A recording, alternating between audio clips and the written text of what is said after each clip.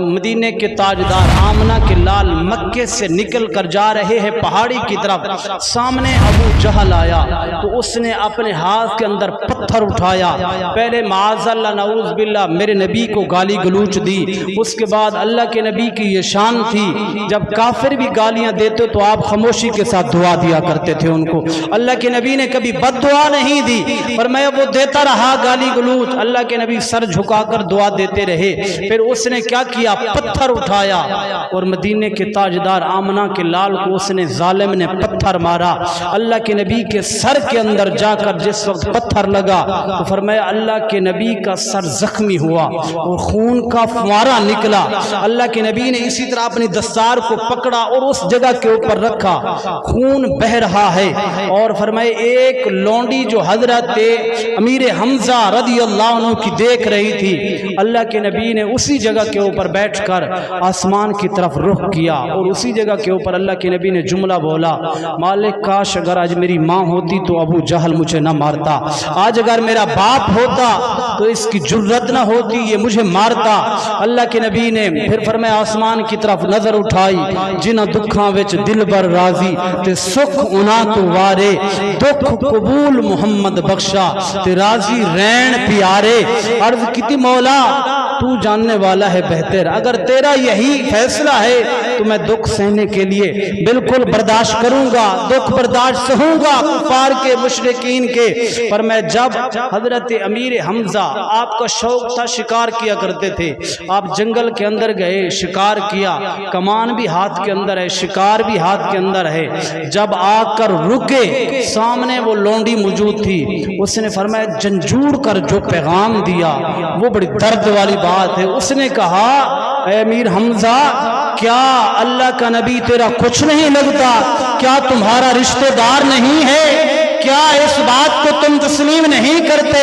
امیر حمزہ ابھی کلمہ نہیں پڑھا پر تھوڑا تھوڑا خفا ہے نبی سے، یہ بھی اعلان کیسے کیا کیوں کیا اس بات سے، لیکن جس وقت لونڈی نے پیغام دیا اس نے کہا وجہ کیا ہے معاملہ کیا ہے، پر میں لونڈی نے بتایا، پر میں اسی طرح آج ابو جہل نے اللہ کے نبی کو سر کے اندر پتھر مارا، گالی گلوچ بھی بکی، اور میں یہاں لکھا ہے طریق سازوں نے، اور میں آپ کے ہاتھ غصے سے جو ہے کانپنے لگ گئے، امیر حمزہ کے اسی جگہ کے اوپر شکار چھوڑ دیا اور گیا ابو جہل کے پاس اور بڑے دبدبے کے ساتھ بڑے روب کے ساتھ کہا، اور میں کیا تو نے محمد کو لاوارث سمجھا ہے، تو کیا سمجھتا ہے امیر حمزہ مرا تو نہیں ہے ابھی زندہ ہے، تیری جرت کیسے ہوئی کہ میرے بھتیجے کے اوپر تو نے ہاتھ اٹھایا، اور میں یہی بات کہہ کر فرمایا حضرت حمزہ رضی اللہ عنہ نے کمان پکڑی ہوئی تھی ہاتھ کے اندر، اسی طرح زور کے ساتھ ابو جہل کے سر کے اندر ماری، اسی طرح سر پھٹا، خون کا فوارہ نکلا، باقی جو گرد و نواح کے اندر لوگ بیٹھے تھے ابو جہل کے کھڑے ہوئے، انہوں نے کہا ابھی ہم ماریں گے ابھی، لیکن ابو جہل نے کہا خبردار یہ بڑی ہمت اور برادری والا جوان ہے اور میں اس کے ساتھ ہاتھا پائی نہیں کرنا بالکل، ورنہ اگر کسی نے اپنی بیویوں کو بیوہ کروانا ہے اپنے بچوں کو یتیم کروانا ہے تو ہاتھ گدائے، نہیں تو فرمایا جانے دو۔ حضرت حمزہ رضی اللہ عنہ نے اسی طرح کچھ دیر کے لیے مارا ابو جہل کو، پھر چل کر گئے حضور کی بارگاہ کے اندر، مدینے کے تاجدار آمنہ کے لال کی جب نظر پڑی نا اپنے چاچے کے چہرے کے اوپر تو فرمایا حضور کی آنکھوں سے آنسو آئے، کیونکہ بات جس وقت دکھ کی ہو نا تو اپنا سامنے آ جائے، خون کا رشتہ دار ہو، جب بندہ دکھی ہو تو تکلیف برداشت نہیں ہوتی، تو فرمایا حضور پھوٹ پھوٹ کے روئے، جب حضرت حمزہ رضی اللہ عنہ نے دیکھا اللہ کے نبی کو، فرمایا حضرت حمزہ نے کہا